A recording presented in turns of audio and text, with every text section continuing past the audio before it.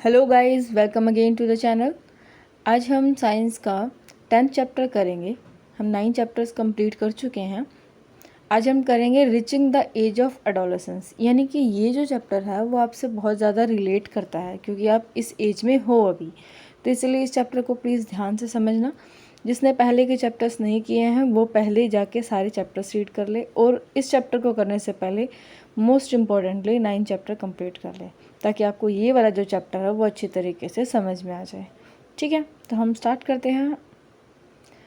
Reaching the age of adolescence, यानी कि adolescence की एज तक पहुंचने के लिए हमने देखो पिछले चैप्टर में हमने क्या पढ़ा था। पहले एनिमल रिप्रोड्यूस कैसे करते हैं। तो रिप्रोड्यूस करने से पहले उनकी एक ग्रोइंग स्टेज होती है, सभी की, ह्यूमन बीइंग्स की भी और एनिमल्स की भी। ओके, अब क्या है, इस चैप्टर में हम क्या पढ़ेंगे कि चेंजेस क्या होते हैं ह्यूमन बॉडी में। हमारे अंदर बहुत सारे चेंजेस होते हैं। हम जब छोटे होते हैं, छोटे से लेके बड़े होने तक की स्टेज के बीच में आती है एक एज एडोलेसेंस की, या फिर हम कह सकते हैं टीनेजर। ठीक है, उस टाइम क्या होता है, हमारी बॉडी में बहुत सारे चेंजेस होते हैं। तो in chapter 9 you have learned about human reproductive organs के बारे में पढ़ा था। Here we shall discuss the role that hormone play in bringing, यानी कि कौन से हॉर्मोन्स जो हैं वो इम्पोर्टेंट है हमारे लिए। अब पढ़ते हैं हम एडोलेसेंस और प्यूबर्टी क्या होता है। जो बूजो और पहेली है, जो वैसी है, बूजो क्या है, वो अपना 12th बर्थडे सेलिब्रेट कर रहा होता है। जैसे ही उसके दोस्त जाते हैं तो पहेली ना क्या करती है, दोनों जने बात करना शुरू करते हैं, और पहेली कहती है कि जो उसके फ्रेंड्स हैं, बूजो के फ्रेंड्स हैं, वो सडनली बहुत लंबे लंबे हो गए हैं, और उनके जो मोस्टैचेस आने लगी है, हल्की हल्की बियर्ड, ये सब आने लग गया उनके, मतलब सडनली हाइट इंक्रीज़ हो गई है। ठीक है, फिर उनकी मदर जो है वो एक्सप्लेन करती है कि ऐसा क्यों हुआ। Growth begin from the day one. हम आप सभी को पता है कि जब हम पैदा होते हैं उसके बाद ही हमारी जो ग्रोथ है वो दिन पे दिन चलती रहती है, डे बाय डे होती रहती है, वो कभी रुकती नहीं है। और क्या होती है, एकदम से फिर एक एज आती है जिसमें हमारी जो ग्रोथ है वो विजिबल हो जाती है, यानी कि हमारी हाइट जो है वो एकदम से बढ़ जाती है, हमारी वॉइस चेंज हो जाती है, हमारी शेप चेंज हो जाती है, बॉडी की बहुत सारे चेंजेस होते हैं। ठीक है, ग्रोइंग अप क्या है, एक नेचुरल प्रोसेस है। द पीरियड ऑफ लाइफ, जो लाइफ का पीरियड है, when the body undergoes changes, हमारी बॉडी के अंदर बहुत सारे चेंजेस होते हैं, लीडिंग टू रिप्रोडक्टिव मैच्योरिटी आती है हमारे अंदर, उसको हम क्या बोलते हैं, एडोलेसेंस बोलते हैं। एडोलेसेंस कब बिगन होती है, अराउंड 11 के, जो आपकी एज चल रही है उसी के अराउंड बिगन होती है, and last up to 18 to 19 तक, 18 से 19 तक होती है। इसी को हम टीनेजर भी क्या कहते हैं, 13 से लेके 18 और 19 तक ही हम टीनेज में होते हैं। इसी दौरान हमारी बॉडी में चेंजेस होते हैं। गर्ल्स में क्या होता है, एडोलेसेंस जो होती है वो पहले भी स्टार्ट हो सकती है, 1 या 2 साल पहले बॉयज़ से, बॉयज़ की कंपैरिजन में। ऑल्सो द पीरियड ऑफ जो एडोलेसेंस का पीरियड है वो भी सभी पर्सन टू पर्सन वेरी करता है, यानी कि किसी में भी सेम नहीं होता है। The human body undergo several changes during adolescence के टाइम पे कुछ चेंजेस आते हैं, उन चेंजेस को mark the onset of puberty कहते हैं हम उनको, जो चेंजेस आते रहते हैं हमारे अंदर। ठीक है, मोस्ट इंपॉर्टेंट चेंज क्या आता है which mark the puberty is that boys और जो गर्ल्स होते हैं दोनों क्या होते हैं, कैपेबल हो जाते हैं रिप्रोडक्शन के लिए। प्यूबर्टी जो है एंड होती है कब, when the adolescence reaches reproductive maturity तक पहुंच जाती है जब वो। तो सबसे पहला हम करेंगे चेंजेस एट प्यूबर्टी में, जो प्यूबर्टी के अंदर चेंजेस आते हैं हमारी बॉडी में। सबसे फर्स्ट हम करेंगे इंक्रीज़ इन हाइट। हमारी जो हाइट होती है ना इस एज में 11 से लेके और 19-18 तक, मतलब ये बीच की एज, इसमें सडनली बढ़ जाती है, यानी कि मोस्ट कंस्पिशियस चेंजेस होते हैं ड्यूरिंग द पुबर्टी, यानी कि सडनली इंक्रीज इन हाइट, हमारी हाइट इंक्रीज होगी। एट दिस टाइम क्या होती है, हमारी जो बोन्स होती हैं हाथों की, पैरों की, ये क्या हो जाती है, बड़ी हो जाती है, और हम एक मतलब हमारी हाइट कितनी, जितनी हमारी होनी होती है ना लास्ट 18 तक, हमारी हाइट उतनी अटेन कर लेती है। ठीक है, ये चार्ट दिया हुआ है, इस प्रोपोर्शन में कैसे हाइट बढ़ती है। जैसे कि हम अगर 8 ईयर्स के है तो हमारे 72% बॉयज़ में और 77% गर्ल्स में हाइट इंक्रीज़ हो गया है। ये देखो, बॉयज़ की 72, फिर 75 है, गर्ल्स की 81 है, यहाँ पे 78 है, यहाँ पे 84 है।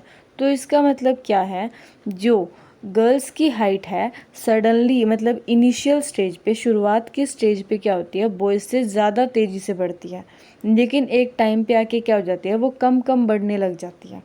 ठीक है, और बॉयज़ की फिर आगे तक बढ़ती रहती है।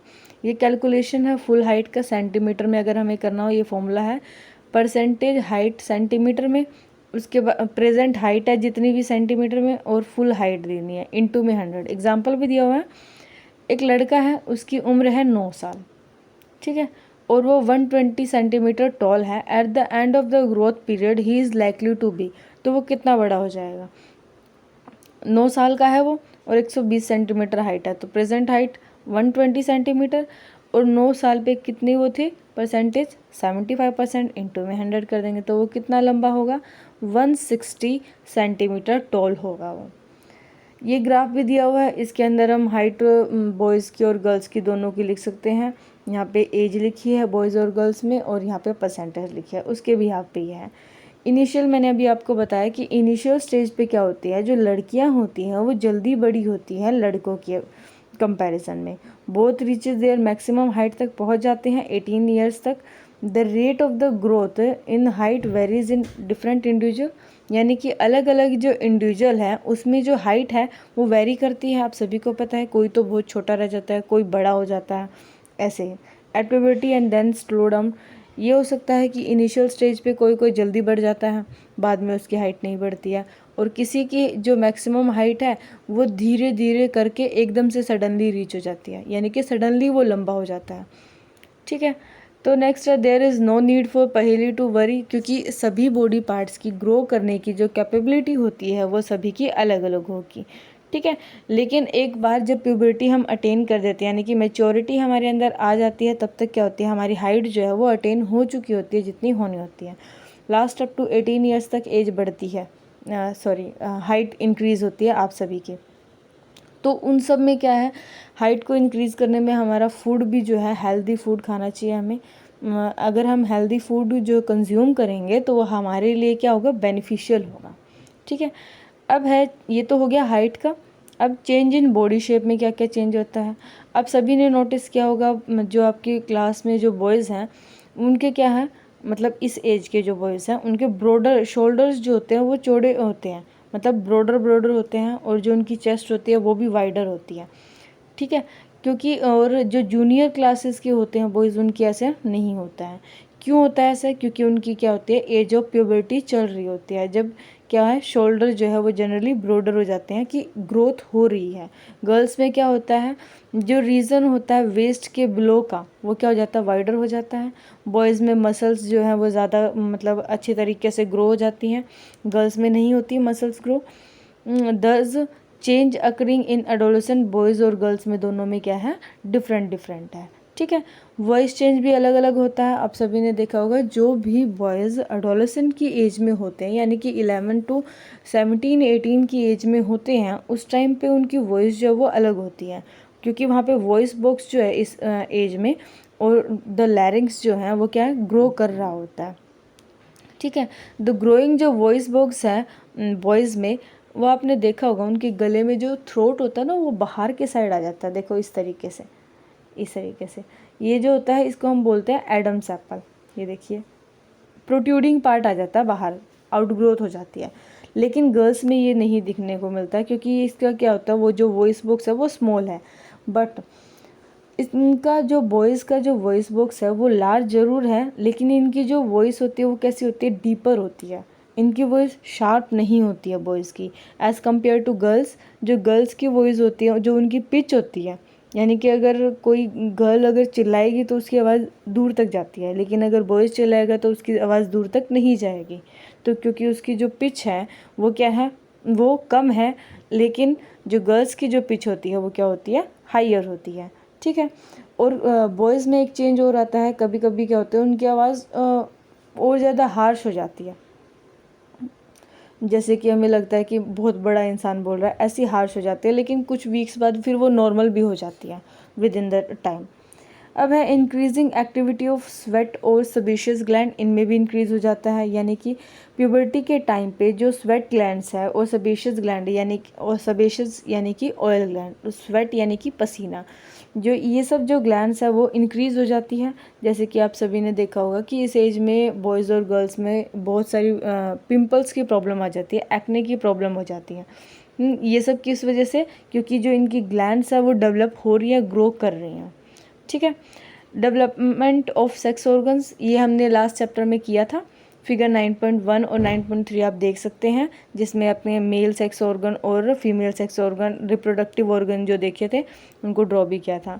जब प्यूबर्टी में जाते हैं तो मेल सेक्स ऑर्गन जैसे कि टेस्टिस है और पेनिस है वो डेवलप हो जाती है कम्प्लीटली। दीज टेस्टिस क्या हो जाती है? स्पर्म भी प्रोड्यूस करने लग जाती है। इसी तरीके से गर्ल्स में क्या होता है? ओवरीज डेवलप होने लग जाती है और ये क्या करती हैं? एग्स जो होते हैं वो मेच्योर होने लग जाते हैं। ऑल्सो ओवरीज जो हैं वो मेच्योर एग रिलीज़ भी करना स्टार्ट कर देती है। ओके।